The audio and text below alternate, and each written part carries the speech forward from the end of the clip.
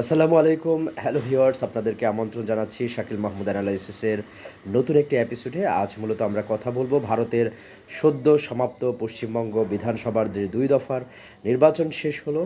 এখন সবখানেই কিন্তু চলছে জনমত জরিপ। কে গড়তে যাচ্ছেন পশ্চিমবঙ্গের নতুন মেয়াদের বিধানসভার সরকার গড়তে যাচ্ছেন, তা নিয়েই কিন্তু চলছে এখন চুলচেরা বিশ্লেষণ। আমরা একটু ঘুরে আসতে চাই যে এবারের নির্বাচনে কি হলো এবং বুথ ফেরত জরিপ কী বলছে, এই বিষয় নিয়ে আপনাদের এই এপিসোডে আমি কথা বলবো। মূলত ভারতের পশ্চিমবঙ্গ বিধানসভার ২৯৪ আসনের যে ভোট হলো, এখানে সরকার গঠনের জন্য কিন্তু প্রয়োজন ১৪৮টি আসন। কিন্তু সেই ফলাফল কিন্তু আনুষ্ঠানিকভাবে আসবে ৪ মে। তার আগেই কিন্তু এখন বুথ ফেরত জরিপ নিয়ে নানা ধরনের জল্পনা চলছে।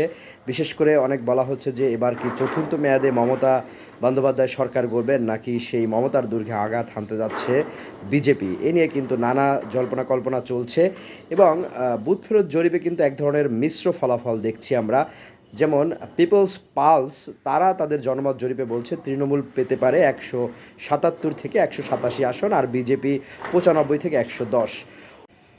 প্রজাপোল অ্যানালিটিক্স তারা বলছে কিন্তু যে এবার বিজেপি পেতে পারে ১৮৭ থেকে ২০৮, আর তৃণমূল পেতে পারে ৮৫ থেকে ১১০।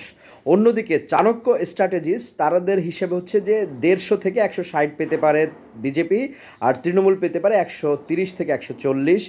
ম্যাট্রিক্স এবং পিমার্কের মতো সংস্থাও বিজেপিকে সামান্য এগিয়ে রেখেছে। তবে বেশিরভাগ এক্সিট পোল বলছে যে বাংলায় এবার হাড্ডাহাড্ডি লড়াই, আর ফল নির্ধারণ করবে খুব অল্প ব্যবধান। তবে এক্সিট পোল নিয়ে মোটেও চিন্তিত নয় তৃণমূল কংগ্রেস। তাদের দাবি ২০২১ সালেও অধিকাংশ জরিপ বিজেপিকে জয়ী দেখালেও শেষ পর্যন্ত কিন্তু ২১৩ আসন নিয়ে মমতা বন্দ্যোপাধ্যায়ের দল তৃণমূল সরকার গঠন করেছিল। শুধু তাই নয়, যে ২০২৪-এর যে লোকসভা নির্বাচনে বহু জরিপ কিন্তু এনডিএর ৪০০ মানের পারের ইঙ্গিত দিয়েছিল, তবে বাস্তবে তা কিন্তু হয় নাই। তৃণমূলের বিশ্বাস এবারও এক্সিট পোল ভুল প্রমাণিত হবে। তবে পশ্চিমবঙ্গ নয়, একসঙ্গে আরও কয়েকটি রাজ্যেও কিন্তু এক্সিট পোল প্রকাশ পেয়েছে। বিশেষ করে আসামে বলা হচ্ছে ১২৬ আসন নিয়ে এনডিএর নিরঙ্কুশ জয়ের আভাস সেখানে রয়েছে। বিভিন্ন সমীক্ষায় বিজেপি জোটকে ৭০ থেকে ১০০ আসন পর্যন্ত এগিয়ে রাখা হয়েছে। কেরালায় ১৪০ আসনের কথা বলা হচ্ছে। কংগ্রেস নেতৃত্বাধীন ইউডিএফ ৭০ থেকে ৭৫টি আসন পেয়ে ম্যাজিক ফিগারে পৌঁছাতে ৭১ ছুঁয়ে ক্ষমতায় ফিরতে পারে বলে ইঙ্গিত পাওয়া গেছে। তামিলনাড়ুতে ২৩৪ আসন, ডিএমকে নেতৃত্বাধীন জোট ১২৬ থেকে ১৪১ আসন পেয়ে এগিয়ে থাকতে পারে। পুদুচেরিতে ৩০ আসন, সেখানে এনডিএ জোট ১৬ থেকে ১৯ আসন পেয়ে সংখ্যাগরিষ্ঠতা অর্জন করতে পারে। তবে সব হিসেব নিকেশ যাই বলা হচ্ছে না কেন, অবসান হবে কিন্তু আগামী ৪ মে।